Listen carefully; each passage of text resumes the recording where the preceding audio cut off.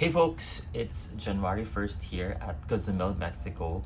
So, katatapos lang ng New Year's Eve kanina. Tapos ngayon, port day as usual. So, lahat normal, business as usual. May mga tour yung mga tao and guests. So, ito yung favorite ko talagang port. Kung maririnig nyo or kung napanood nyo yung past vlogs ko. Our short excursion tour for today is magluluto tayo. Mostly yung mga food dito sa Mexico. So, I'm excited kasi first time ko gagawin yung tour na ganito na magluluto ka nung mga food dito sa country na pupuntahan mo. So, as you may know, pinaka-favorite ko ang port ng Cozumel, Mexico kasi very vibrant, lively, colorful. Ang saya lang talaga. Tsaka, yung mga dito, mga pasalubong na pwede mong bilhin, may mga mura as low as $1, yung parang pouch, coin pouch or coin purse. So nakakatuwa lang kasi sa ibang port, medyo namamahalan talaga ako dito. May mga murang selection kang pwedeng piliin. So this is my second time in Cozumel, Mexico. And gusto ko masulit yung pag-iikot dun sa port. Let's see kung makakaikot tayo mamaya. Then I'll show you around dun sa port or kung may mga bibilhin tayo. And hopefully, ma-document na ma-video ko din yung pagluluto namin mamaya. Yun lang. Bye!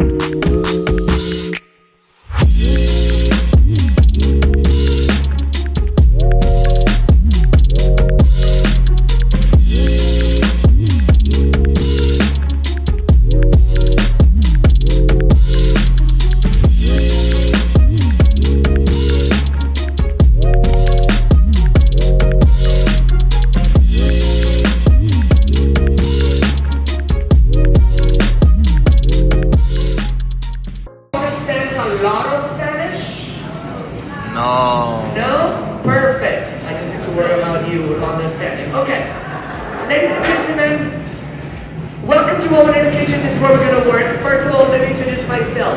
My name is Luis, and I'm going to be your chef today. What's my name? Luis! Let me also introduce you to the rest of the team. The second in charge is Mr. Manny, which just came by. Mr. Manny over there. And he's going to be helping us around the class, so whenever you need something, you can ask him too. Okay. Also, there is a drink team.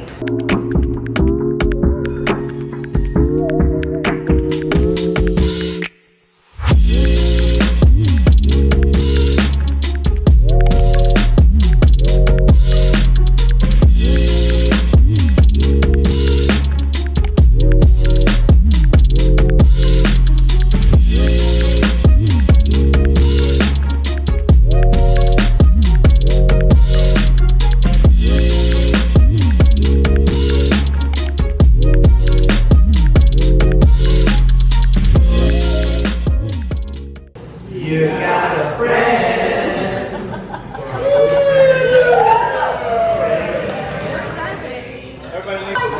She's looking for the part of marriage. He did turn it off. Yeah, he did turn it off. Yeah, it ain't living.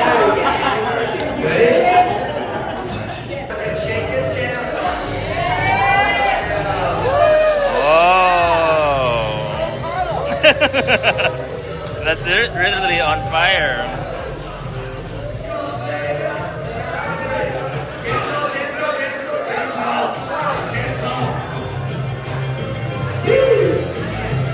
Okay.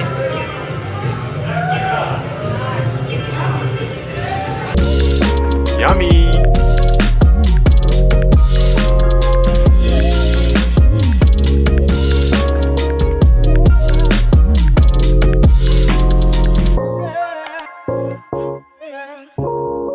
Perfect. Beautiful. Join us on the ship with your friends back at home on the internet. Any way you can recommend us will help us to keep doing this for a long time. Even got okay? 20 bucks. Now, we also know that nobody's perfect. If you didn't like something about the tour or about us, please zip it. Or tell me in private. Now, the hats, you can give them the hats as a souvenir if you want. If you don't want it, you can leave it on the station so we'll get rid of it. But if you want to keep it, keep it.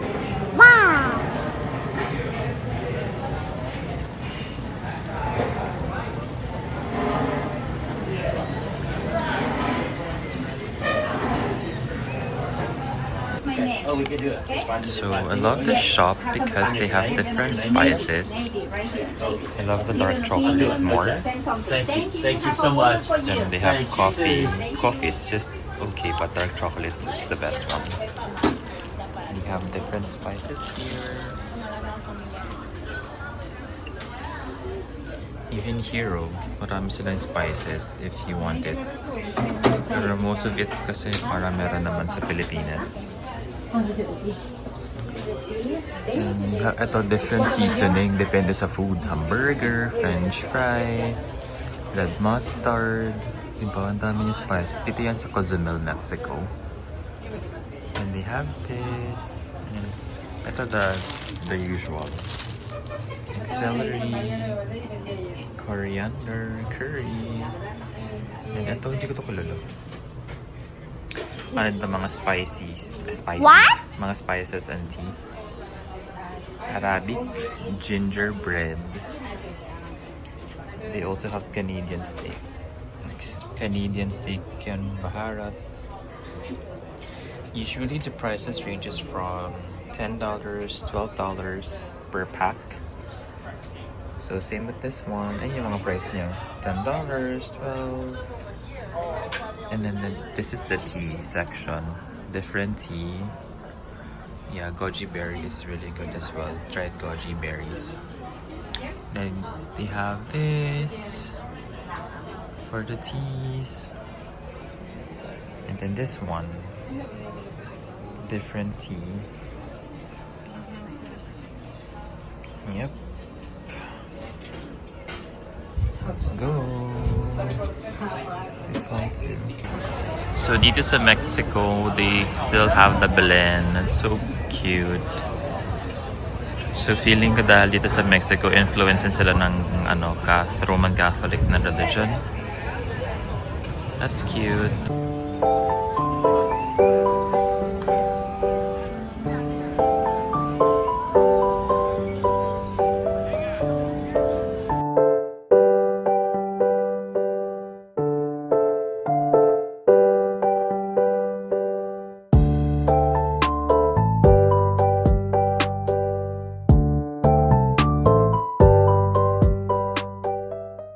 So, tapos na yung ating tour. Still waiting for my sister. Ito tayo sa Cozumel, Mexico. Ang favorite port ko. So, tayo dito sa May. Ayun yung Christmas tree. Kasi yung mga ships sa may likod. Can you see that? Actually, sunset na ngayon. So, yun yung Christmas tree. Tapos, ikot ko kayo dito sa may parang garden. Wait lang. Ikot kayo sa garden. Ito yung parang garden sa gitna dito sa port ng Cozumel. May nga pa waterfall dyan. Paikot lang to. Pero sobrang favorite ko talaga tong Cozumel. Tignan nyo naman. Sobrang vibrant ng mga stores. Yellow, orange, then we have green.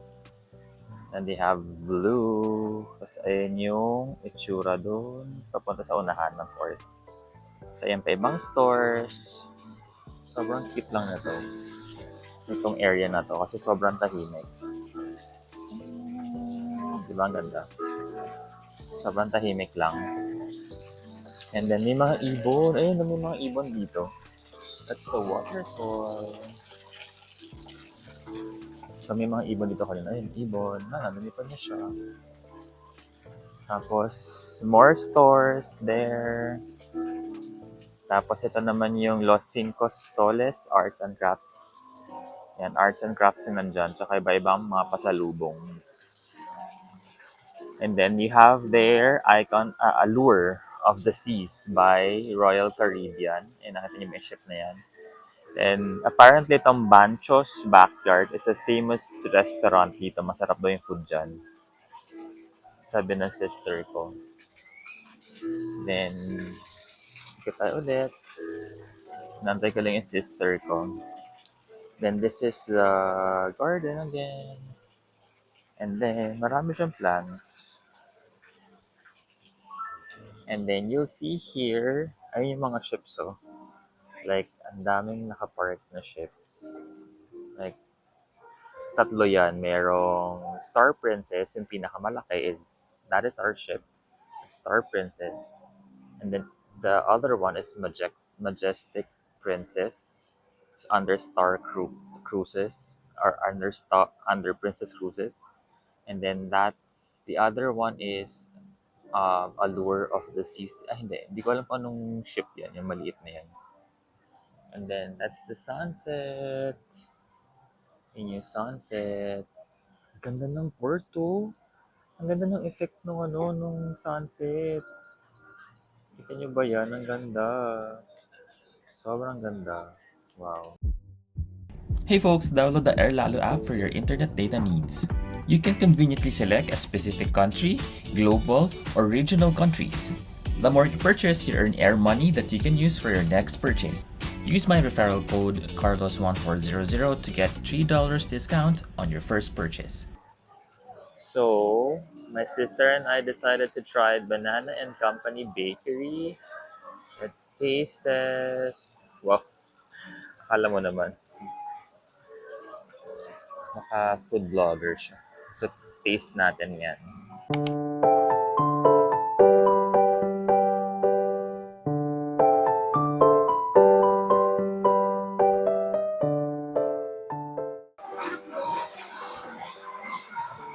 Very moist. Hindi siya dry. Saka masarap. Hindi lang appealing yung itsura, pero masarap siya. Sarap. Kaya pala ganun. Yeah. So this is a quick view of Mexico. Pagpagabi na. Walang masyadong tao kasi all aboard na, or most of the guests bumabalik na sa ship. So yeah, yun yung itsura niya. Ang cute! Parang mukha siyang Paris, France. Then ito naman yung papalik na tayo ng ship. That's the sunset. Ganda, oh. Kaya nga, ang ganda. Ang ganda ng effect.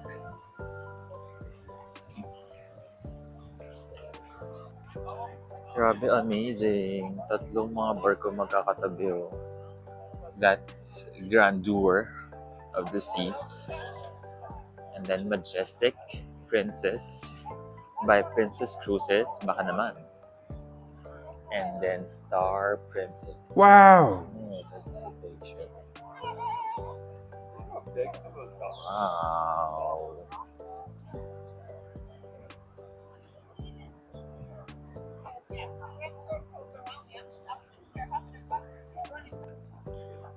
Ngayon naman gano'ng kalaki yung Star Princess. From dyan hanggang doon. Ganyan kalaki yung Star Princess. Sobrang laking ship. Grabe, ang laki ng star. The newest ship ng Princess Cruises. Try nyo na, sumakay na kayo dyan. Sobrang sulit.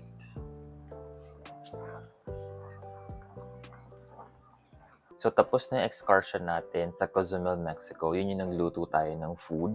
So, 3 dishes yung niluto natin kanina, which is yung sweet potatoes, and then yung pork. And then, nagluto din tayo ng ano ba niluto natin kanina? Nagluto din tayo ng shrimp.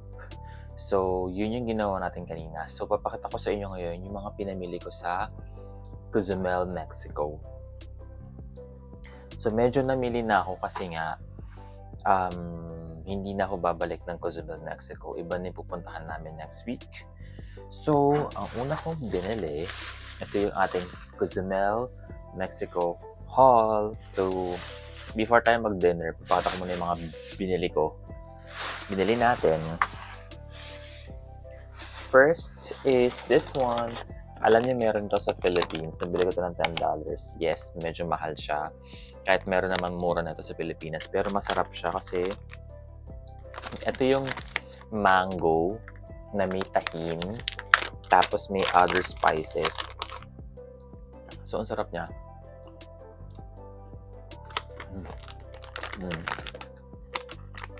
Matamis, maalat, maanghang. Ang sarap. Ang sarap niya. Maanghang lang. Wait lang. Hindi ko mapigilan. Ang sarap.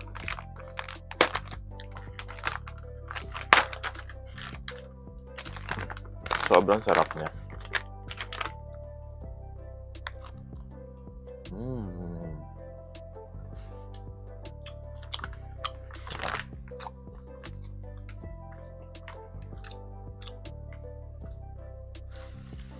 Iba yung dried mango sila sa Mexico.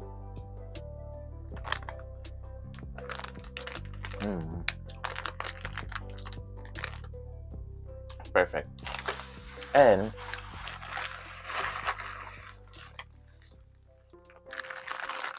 abangan nyo sa next vlog natin. May nakita akong store sa port ng Cozumel, Mexico. Nagbebenta sila ng assorted candies. Mahal to. Bumili ko to ng mga around $12. So, assorted candy siya sa Mexico. Gagawa ko ng separate video para ma-videohan natin yung reaction and kung ano yung lasa ng mga iba't ibang candies sa Mexico. Bili ko to ng $12. Medyo mahal siya, no? And then next,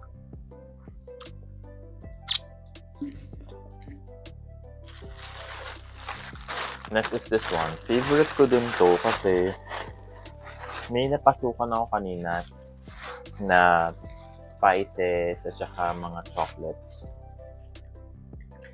This is $10. Medyo mahal din siya pero it's dark chocolate. Tas natural and 100% organic. And then bumili din ako ng oregano which is $6. Kaya na mag-compute, that's oregano powder.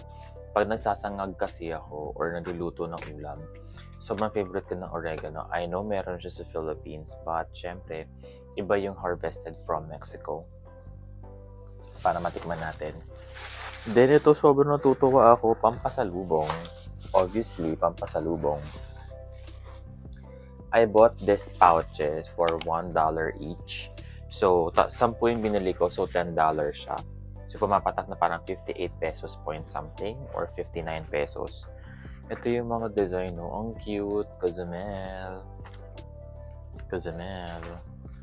Ang cute. Tingnan nyo. Sobrang cute. Cutizisms. Ito naman yung color na brown. Ito din naman yung sa brown. And then ito yung blue ko yung kanina din. Cozumel, Mexico. And bawat lugar na natatravelan ko, if first time ko mag-travel doon, I always buy ref magnet. Tapos iniipon ko siya sa ref. So lahat ng mga napupunta kong countries, dapat nakakabili ako ng ref magnet. So this is in Mexico, Cozumel, Mexico. Hindi ko alam kung napakita ko ng ibang ref magnet na nabili ko sa ibang ports. Papakita ko siya sa inyo sa next na video. So ito naman, nabili ko is, katulad ng sinabi ko ng mga nakaraan, yung brother ko is nagko-collect ng shot glass. So ito na binili ko sa Cozumel para sa kanya. This is just $1. So that's 59 pesos lang. Di ba ang mura? Pwede na. And then, yung next na nabili ko, ayun na pala. Wala na. Yun na yung nabili ko sa Mexico, Cozumel. And right now, ipapanoorin akong sort of theatrical or parang mga kumakanta. Cases, kailangan ko makapili ng magandang seats. Tapos papakita ko na lang sa inyo kung ano yung mapapanood ko doon. And after that, magda-dinner na ako, quick dinner. And then mag-walking sa deck 18. And then after that, I'll sleep now. I'll update you guys. Bye.